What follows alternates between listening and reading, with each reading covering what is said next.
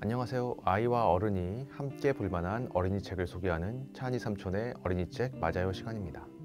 오늘도 재미있고 의미 있는 어린이 책 살펴볼까요? 먼저 요즘 명작 그림책 시간입니다. 미래의 고전으로 남을지 모르는 어린이 책을 찾는 코너인데요. 오늘은 여름의 규칙이란 책을 골라봤습니다. 사실 이 책을 고르면서 조금 고민이 있었습니다. 책을 이 자리에서 소개하기 위해선 그 내용을 잘 이해해야 할 텐데요. 솔직히 여름의 규칙이란 책은 제가 제대로 이해했는지 확신할 수가 없더라고요. 호주 출신의 작가 숀 텐이 쓰고 그린 어린이 책입니다. 숀 텐도 대체 책 내용이 무엇이냐는 질문을 많이 받은 모양입니다. 숀 텐은 작가가 작품 의도를 밝히면 독자의 자유로운 상상력이 제한됩니다 라고 말했다고 하네요. 두 소년이 있습니다. 키 차이가 조금 나는 걸로 봐선 형제인 것도 같고 그냥 친구인 것도 같습니다. 큰 소년은 작은 소년에게 귓속말로 말을 건넵니다. 내가 지난 여름 배운 게 있어. 그 배움의 내용이 하나씩 이어집니다. 절대 빨간 양말 한 짝을 빨랫줄에 남겨두지 말 것. 절대 마지막 남은 올리브를 먹지 말 것. 절대 병을 떨어뜨리지 말 것. 절대 비밀번호를 잊지 말 것. 규칙도 이해하기 어려운데 규칙과 나란히 그려진 그림은 더 어렵습니다. 두 아이는 타는 듯 붉은 거대 토끼를 피해 숨기도 하고 방을 점령한 거대 도마뱀을 보며 난감해하기도 하고 로봇 공룡들을 뒤로하고 퍼레이드를 펼치기도 합니다. 종반부에 이르러 두 아이는 크게 다투는 것처럼 보이는데요. 급기야 잠수함이 한 아이를 싣고 어딘가로 떠나면 다른 아이는 금속 절단기를 들고 자전거를 탄 채 잠수함을 뒤쫓습니다. 무언가 급한 일이 벌어진 것 같은데 뭔지는 잘 모르겠습니다. 어려우시죠? 저도 어려워요. 그래서 자꾸 그림을 들여다보게 됩니다.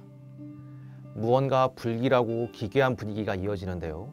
그 이유가 줄거리로 설명되지는 않습니다. 마치 서사가 없이 초현실적인 이미지로 이어진 영화처럼 말이죠.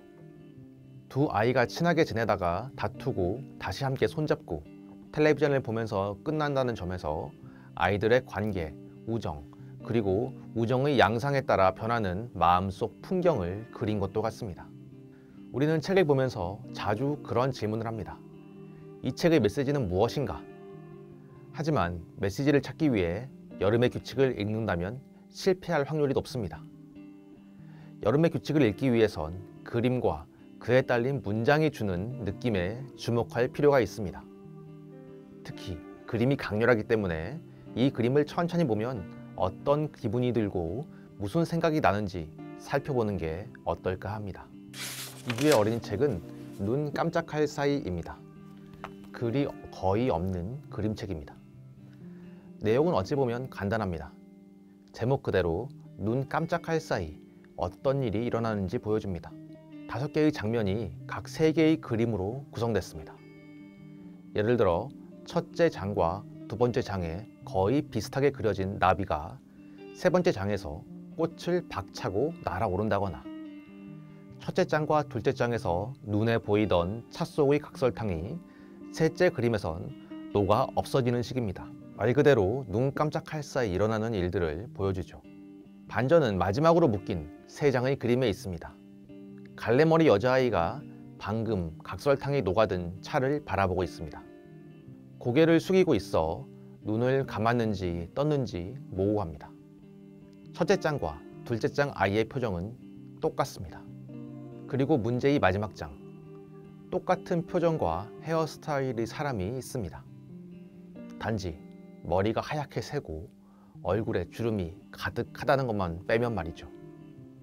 한국인의 기대 수명은 80세가 넘는다고 합니다. 갓 태어난 아이에겐 70만 시간이라는 어마어마한 세월이 남은 셈이죠. 그러나 아기도 언젠가는 노인이 됩니다. 당시에는 한없이 길게 느껴졌던 시간도 지나가 보면 찰나처럼 느껴질 때가 있습니다.